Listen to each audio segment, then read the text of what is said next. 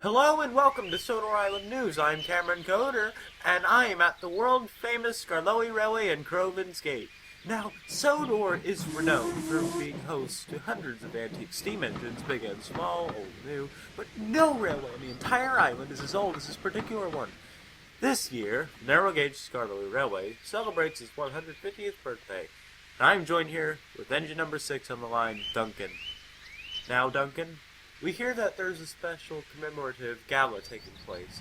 Can you tell us a little about that?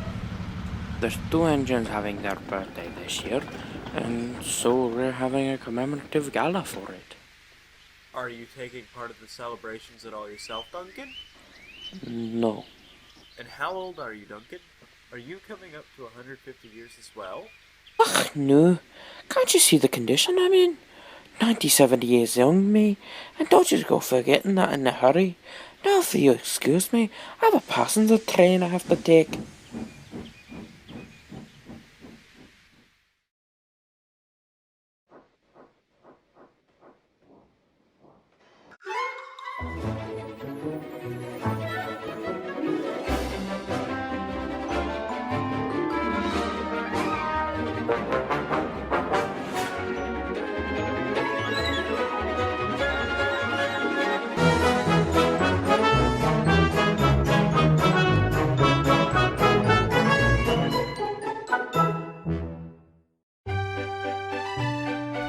The celebrations were in full swing. Skarloey and Rheneas were celebrating their 150th birthday and were feeling as excited as ever.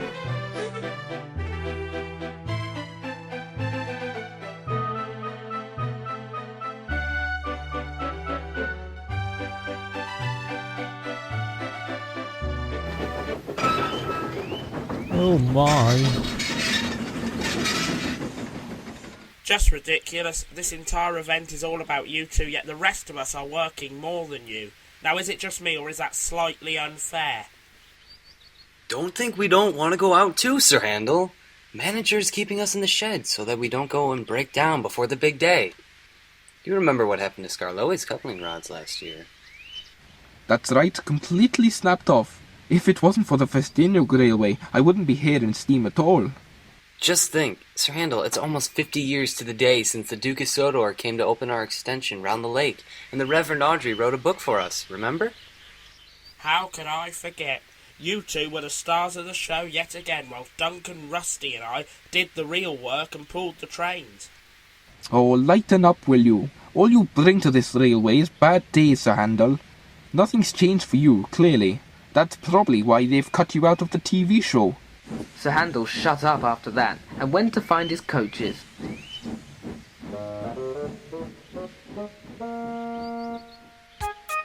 The railway was busier than ever.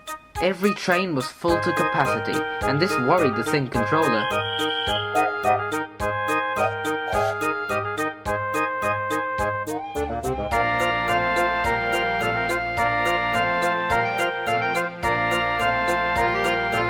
The day before the line's anniversary, he had a business meeting to attend to in Wales, but he spoke to his engine fleet before he left. I'll be back soon, but for tomorrow, have a happy birthday, Skarloey and Rheneas. I bet 150 years ago, Fletcher Jennings never expected you to still be in steam to this day. Thank you, sir. Have a nice trip. If you get to see Talyllyn and Dolgok while you're in Wales, wish them a happy birthday too, will you? Of course, Skarloey. And that promised, he left for the mainland.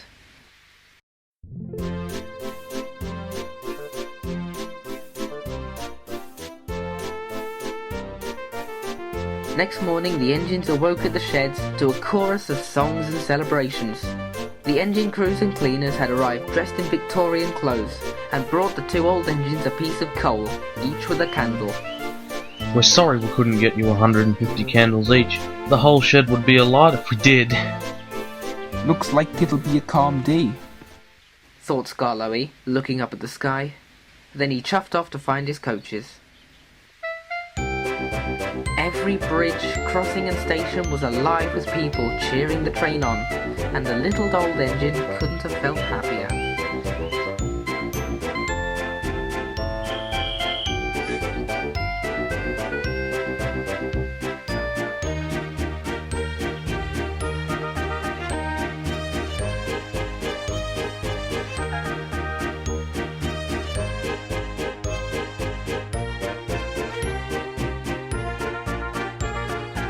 rolled over Rheneas Viaduct and around the corner. He gasped at the sight before him. Bless my boiler. What happened here? The station was completely silent, not a soul to be seen. The supports were damaged, litter was scattered all over the platform, and the windows were smashed.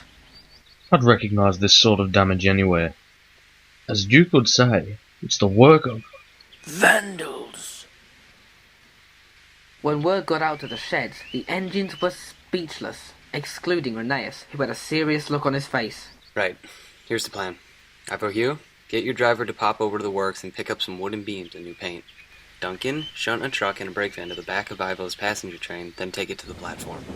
Shunting? No thanks. I think I'll stay right here. This isn't the time for arguing, Duncan. We have a situation and we must solve it. Now, off you go! So that was that. The wood and paint were coupled to the back of Ivo Hugh's train, and he steamed off.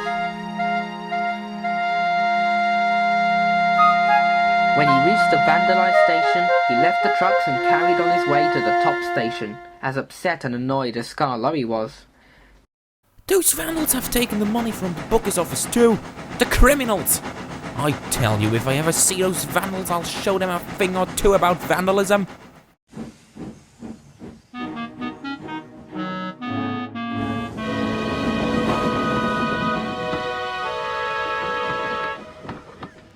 Do you think they'll be caught, Sir Handel? The people who broke the station? I can't be sure, though I do hope so. They need to be taught a lesson or two, but you just can't catch everyone, you know. The rest of the day went as it was scheduled. It was the busiest day of the year for the railway, and twice the amount of trains were running. Extra trains were kept in steam just in case. This is such a beautiful day. I don't think that even those station vandals could ruin it now. Unfortunately, Rheneas was both right and wrong. The railway was so busy that there was no way the vandalised station could be closed for long, and as soon as it was repaired, Duncan was sent to carry out Just brake van rides typical. and cab rides.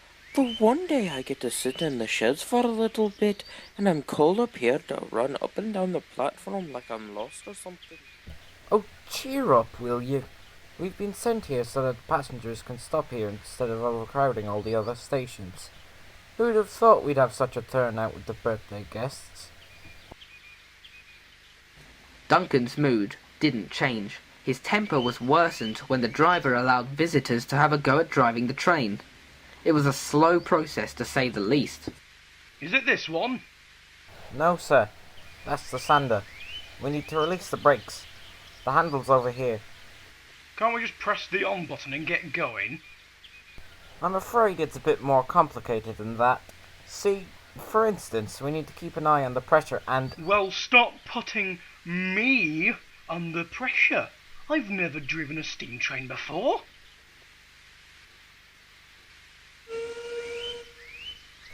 Well, at least you know where the whistle is. Just then, Peter Sam rolled into the other platform with the down train. Passengers flocked over to see the engines, whilst others rushed to find seats in the coaches.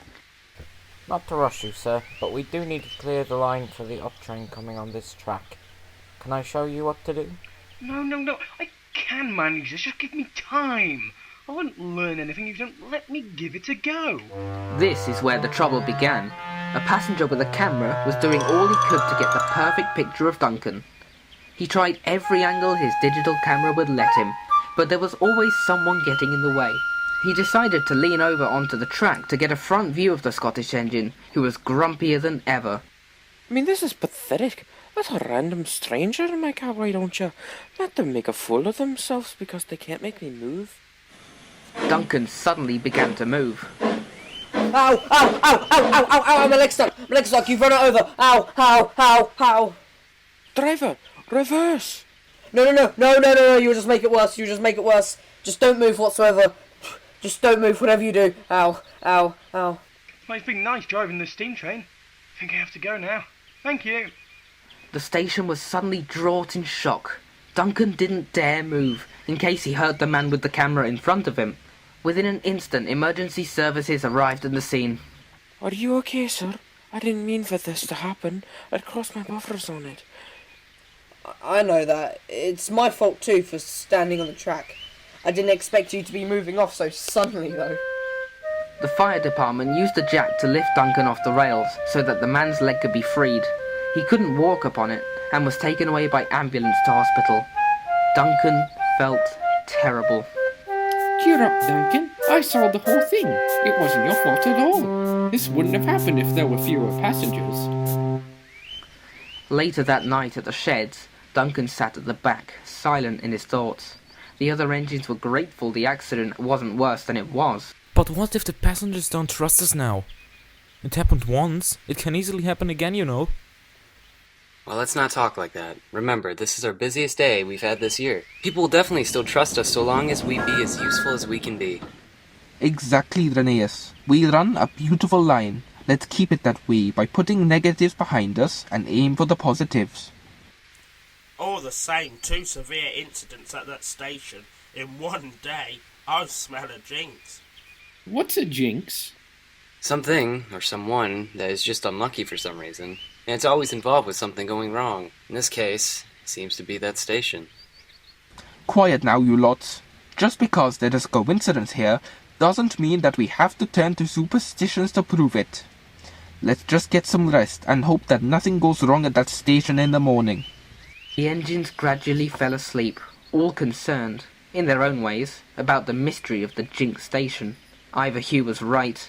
The passengers may feel uneasy about travelling on a railway if they thought it was unsafe. They needed a miracle to make everything run smoothly again, though they never expected what the Sen controller solution would be.